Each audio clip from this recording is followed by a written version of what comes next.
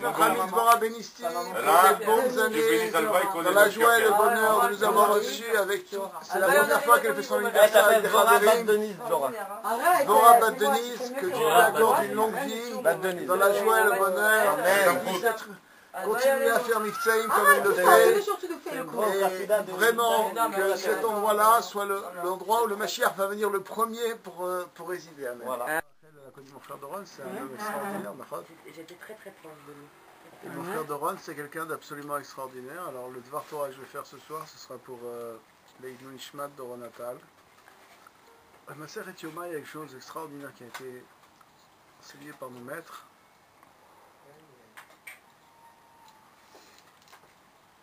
C'est comment est-ce qu'on fait pour faire vraiment Hirat Shamayim. Ma sœur Etioma dit, tu sais que toutes les fautes vont être pardonnées vis-à-vis d'Akadosh Baruch Hu, et toute la Masechet elle va parler de ça. Et il y a Besof Daf Pezain Amud Bet, il y a quelque chose d'absolument extraordinaire. Il dit, mais c'est étonnant comment les fautes vis-à-vis des hommes elles vont être pardonnées.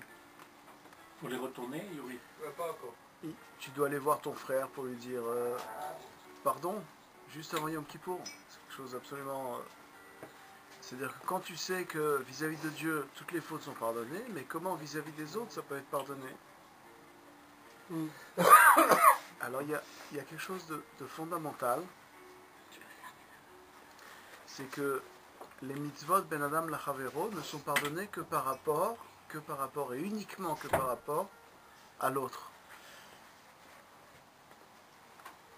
Et la Gemara pose la question, elle amène des versets qui sont ramenés dans Michelet et dans d'autres psukim. Et elle dit comme ça, elle dit mais comment c'est possible? Puisqu'on voit bien très bien que quand il y a un jugement entre deux hommes, Vaïgash et la Elohim, Vaïgash et l'Elohim, c'est le Bedin. Le Bedin, c'est comme si c'était Akadosh Baruch Hu. Mais le Bedin, en vérité, Vaïgash et la Elohim, c'est Ben Adam Lachavero. Ça veut dire que quand on a le libre arbitre, par exemple, supposons que j'ai le libre arbitre aujourd'hui, j'ai un libre arbitre de faire une faute, de manger telle chose ou telle chose, mais je peux avoir le libre arbitre par rapport à quelque chose qui est à mon niveau à moi. Supposons que je sois juif religieux aujourd'hui. Quel est mon libre arbitre? C'est de faire Avat Israël ou pas Avat Israël. C'est-à-dire, je peux être un grand chassid qui étudie la Torah et tout, et j'ai un gros problème. C'est que supposant une superstar de l'intelligence extraordinaire, et j'ai des problèmes pour aimer un juif qui, par exemple, de Shalom Arshav, Dougma. Et Dieu, il nous enseigne quelque chose d'absolument extraordinaire dans la Gemara Yoma. Il te dit comme ça. Il te dit une chose fondamentale. Le seul moyen de craindre Dieu, c'est de faire la paix avec un autre frère avant Yom Kippour. Il y a des gens qui, pendant des années, ont pensé que le libre arbitre était de choisir entre le bien et le mal. Or, le libre arbitre est plus compliqué que ça. Alors, dans un premier temps, on s'est posé la question de dire, mais c'est quoi le libre arbitre? C'est plus je saurai la chose, plus j'aurai la différence entre le bien et le mal, n'est-ce pas? Le libre arbitre, il est plus profond que ça. Vous savez pourquoi on a été créé, en fait? J'ai appris de mon Rav que le but de la création, c'est de faire flotter le libre arbitre, parce que plus tu grandis dans la Torah, plus tu auras Yetzer Hara. C'est-à-dire, plus tu grandis dans la Torah, plus tu auras Yetzer Hara. Et ce qui est quelque chose de fondamental, c'est quand tu vas grandir dans la Torah, plus tu auras Yetzer Hara. Et le but, c'est d'être toujours dans la balance. Ça veut dire quoi? Ça veut dire que quand j'aurai toujours le choix entre le bien et le mal, je choisirai toujours le bien.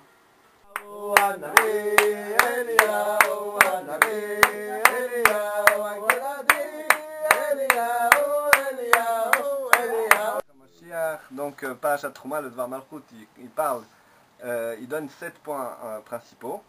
Le premier point, c'est qu'on est à la veille du mois de Hadar, Rishon, donc il y a 2 mois de Hadar, et que Mishenichnas Adar, Marbim Besimcha, dès que rentre le mois de Hadar, on augmente dans la joie. Et aussi c'est marqué dans la Gemara que Mazal Shel Israël Bari, que le Mazal d'Israël il est fort pour le mois de Hadar spécialement. Et maintenant, grâce au fait que le Mazal des Juifs soit fort, le Mazal d'Israël est fort, en même temps on est dans la joie, et par ces deux choses qui se rencontrent, ça donne qu'on reçoit toutes les bénédictions possibles et imaginables, et principalement la bénédiction, la bracha de la Géoula Mitzvah Shlema. C'est grâce à ça qu'on va recevoir la Géoula, grâce à la Simcha, et grâce au fait que notre Mazal il est fort en même temps. Donc dès maintenant, on va voir, deuxième point, le lien avec la Parashat Trouma. Dans la Parashat Trouma, c'est marqué Veikru li Trouma, ils vont me prendre une Trouma. C'est marqué quelle Trouma de Dieu il nous demande. C'est une Trouma, c'est quoi? C'est un don. Il demande un don, Dieu demande un don, qu'on fasse un don pour le Beth Amikdash, pour la construction du Mishkan dans le désert à l'époque, qui a été construit entre le 23 Hadar et le 1er Nissan. Et donc Dieu va demander un don. Quel don il dit? Il explique qu'est-ce qu'il a besoin. Première chose, de l'or. Deuxième chose, de l'argent. Et du bois. Troisième chose, du cuivre. C'est les trois premières choses par quoi ça commence la Parashat Trouma, les dons que Dieu lui demande. Maintenant, pourquoi, la question que le Rabbi pose, c'est pourquoi l'or en premier? Zahav, Kesef et Nechoshet. Zahav en premier, l'or est en premier. Alors que normalement, on va du Kal et la Kavet, c'est-à-dire de l'inférieur au supérieur, c'est-à-dire on aurait dû aller depuis le cuivre jusqu'à l'or. Et en fait, ça veut dire que même un simple juif, qui lui est représenté par l'or, puisque le juif représente l'or en fait, Dieu explique que le juif c'est l'or, puisqu'il commence par l'or. Donc le juif, il est, lui en même temps, la matière la plus précieuse qui existe, en même temps il représente l'or. Et que le juif, il est capable, lui tout seul, que ce soit un homme, une femme ou même un enfant, de faire résider la présence divine sur terre. C'est-à-dire que n'importe quel non-juif qu'on a parlé tout à l'heure, ou n'importe quel géant ou quoi que ce soit de n'importe quelle population, il n'est pas capable de faire cette chose-là. Qu'un juif, il est capable, oui, même un enfant qui n'a aucune connaissance de la Torah ou quoi que ce soit, le fait d'amener un cadeau à Dieu dans le Beth Amikdash, dans le Mishkan, ça suffira pour faire descendre la présence de Dieu dans le monde. Comme c'est marqué, je résiderai en eux. Sous les Mishkan, le Shachanti Betocham. Je résiderai en eux à l'intérieur du cœur de chacun et chacun, explique Rashi. Alors on fait allusion aux Juifs. Pourquoi? Parce que le Juif est appelé fils de roi. Dans la Gemara, c'est marqué, dans la Gemara Shabbat, c'est marqué le Juif est un fils du roi. Et donc, puisqu'il est un fils de roi, c'est sûr qu'il est un roi lui-même, puisqu'il est appelé à être un roi plus tard. Un prince, c'est un roi en potentiel. Donc le Rabbi explique qu'un Juif, il est un roi. Et comme il est un roi, alors il est riche. Un roi, il est riche. La qualité d'un roi, c'est qu'il a de l'or, de l'argent, qu'il a une armée, qu'il a un peuple, etc. etc. Il a plein de richesses. Et on explique, le Rabbi explique dans le Dvar Malchut que le juif est riche spirituellement. Il a une richesse spirituelle. C'est quoi la richesse spirituelle? C'est justement de pouvoir être ordonné par Dieu de construire le Mishkan. Il va construire le Mishkan, il connaît la Torah, il étudie la Torah. Ça, c'est la richesse spirituelle. Et elle doit se traduire automatiquement, matériellement. Le Rabbi va expliquer comment on fait pour traduire ça matériellement. C'est-à-dire que le juif, sa richesse spirituelle va devenir une richesse matérielle. Quatrième point, le Rabbi explique que le mazal du juif est fort en Hadar. Pourtant, c'est marqué dans la Gemara, En mazal l'Israël. Il n'y a pas de mazal aux juifs. C'est-à-dire que le juif n'a pas de mazal. Ça veut dire quoi que le juif n'a pas de mazal? Le mazal, c'est en fait quelque chose qui gère le destin des non-juifs. Mais le juif, son destin n'est pas géré par un mazal. Le seul mazal qui gère le juif, c'est justement Ein. Ein mazal Israël. Ça ne veut pas dire qu'il n'a pas de mazal. C'est-à-dire que le mazal du juif, c'est le Ein, comme explique le Maguide de Mezrich. Il explique que Ein mazal Israël, ça veut dire le mazal du juif, c'est le Ein. C'est quoi le Haïm? C'est Akadosh Baruch Hu B'atzmo. C'est lui-même. C'est Akadosh Baruch Hu. Donc son mazal aux juifs, c'est Dieu. Donc si le mazal du juif, c'est Dieu qui est le créateur et le tout-puissant, alors il est clair que le juif, il a la possibilité de faire tout ce qu'il a envie de faire sur terre, et principalement de faire résider Dieu sur terre. C'est ça son rôle. Cinquième point. Maintenant, qu'est-ce que c'est que cette joie qu'on nous demande? On nous demande d'être dans la joie. Maintenant, qu'est-ce que la joie, elle amène? Elle amène au fait que le juif, il soit d'abord heureux dans sa vie. Première chose, le juif, il est heureux puisqu'il est joyeux. On lui demande d'être joyeux, donc il va être heureux de ça. Petit à petit, même s'il se force à être dans la joie, il va être content, quoi qu'il arrive. Il va être content de sa vie, il va être joyeux de ce qu'on lui donne, de ce qu'il a. Il est sameach bechelko, il est sameach de tout. Tout ce qu'il a dans sa vie, il est content, il est joyeux. Maintenant, s'il est joyeux, ce juif, il va rendre les gens autour de lui joyeux. Tout simplement par comment on appelle ça, logique, répercussion logique. Et s'il va rendre les gens joyeux autour de lui, cette joie va lui amener la réussite matérielle. Obligatoirement. Le rabbi explique que la joie lui amène la réussite. Il réussit tout ce qu'il fait, tout ce qu'il entreprend, il réussit. C'est-à-dire, il va voir un autre juif ou il va voir quelqu'un, il va faire du commerce avec lui. Il va le voir joyeux, il va lui raconter une blague, il va faire rigoler, il va être dans la simcha, il va automatiquement faire avec un homme qui est dans la simcha plutôt qu'un qui arrive avec pas dans la joie, quoi.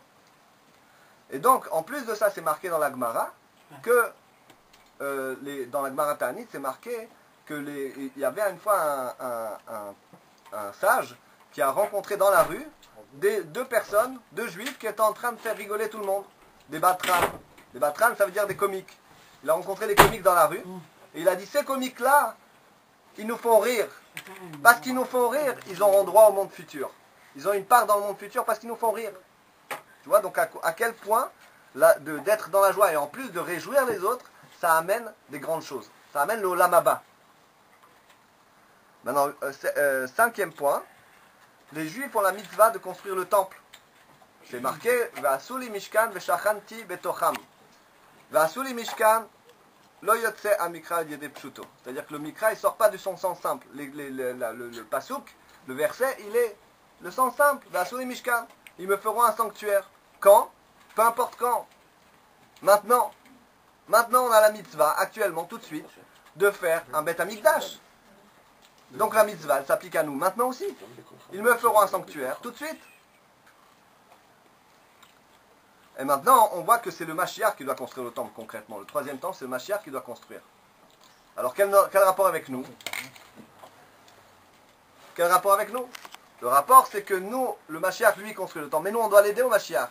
Comment on va l'aider? On va lui amener de l'or, de l'argent, du cuivre. On va lui amener ce qu'on a chez nous pour que lui puisse construire le temple. C'est ce que le rabbi explique dans ce Dvar Malchut. Et à ce moment-là, justement, dans ce Dvar Malchut, le rabbi explique qu'on doit aider à construire, à élargir le 770, qui est le Mishkan Me'at, le Mikdash Me'at. C'est-à-dire, on doit élargir le 770, qui est le Bet Amikdash Bimkomo du Mashiach. C'est-à-dire, le Mashiach, c'est marqué dans le Rambam, qui va construire le Bet Amikdash à son endroit. Ça veut dire quoi à son endroit? Ça veut dire au 770 de la rue Eastern Parkway, à New York. Là où il est le Mashiach, c'est là-bas qu'il construit le Bet Amikdash. Donc le rabbi, il demande clairement qu'on aide à construire le Bet Amikdash. Non seulement le Bet Amikdash Me'at, mais le Bet Amikdash, le troisième temple. Comment on va aider le troisième temple à être construit? En donnant Daka, en aidant chaque juif, comme il expliquait Raveret tout à l'heure au sujet d'Avat Israël. Donc aider chaque juif, c'est aimer chaque juif. Et maintenant, sixième point, il faut rajouter dans la joie. Qu'est-ce que ça veut dire Marbim Besimcha? Marbim Besimcha au mois de Hadar. En plus, là, on a 2 mois de Hadar. C'est-à-dire qu'on va ajouter chaque jour à la Simcha.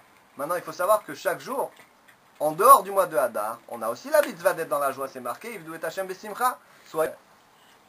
Comment on rajoute de la joie alors qu'on doit toujours être dans la joie? Alors le rabbi explique qu'il suffit de réjouir un autre juif. D'habitude, on sert Dieu dans la joie. Cette fois-ci, on doit réjouir les autres juifs. C'est-à-dire commencer par sa femme, ses enfants, sa famille, son entourage, ses amis, les réjouir, et c'est ça de rajouter de la joie. Parce que d'habitude, c'est vrai qu'on les réjouit, tout ça, mais ça, de faire de manière systématique, leur amener un petit cadeau, leur faire une petite attention. Septième point et dernier point du Dvar Malchut, le rabbi explique que grâce au mérite des femmes justes d'Israël, on obtiendra la Géoula. Amen. Et on l'obtient immédiatement, parce que le mérite des femmes, justement, le réjouir, le rabbi dit réjouir sa femme. D'accord? On voit qu'on est entre le 22 Shvat, Kavbet Shvat, c'est-à-dire la Iloula de la rabbinite Israël Mouchka, qui est l'épouse du rabbi, Melech HaMashiach. Et donc on a expliqué déjà plusieurs fois dans le Dvar Malchut de Kaf Bet Shvat, c'est que la femme, elle a un rôle prédominant dans la Géoula. Donc Kaf Bet Shvat, c'est donc la Lula de la rabbinite, et on arrive, après par la suite, on arrive dans le 25 Adar, c'est son anniversaire, donc vraiment on est entouré par la rabbinite et par son mérite et par son srout, la rabbinite Chaya Mushka. Le rabbi explique que Chaya Mushka Shnerson, c'est les initiales de Chamesh, et avec la lettre du Yud de Yosef Yitzhak, ça donne Mashiach. C'est-à-dire que la rabbinite, le rabbi dit, c'est elle Mashiach, concrètement. Ouais. Et c'est grâce à son mérite qu'on va sortir, et toutes les celles qui prennent son exemple, qu'on va sortir en Géoula.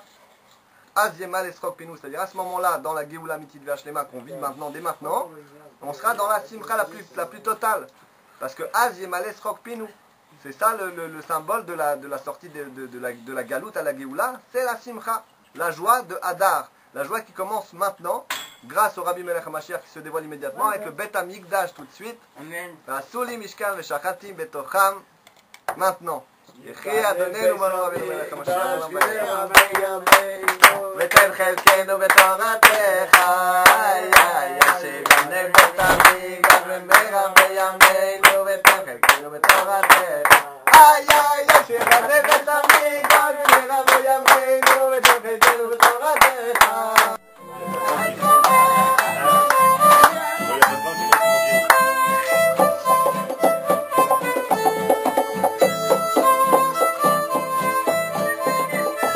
Oh là là!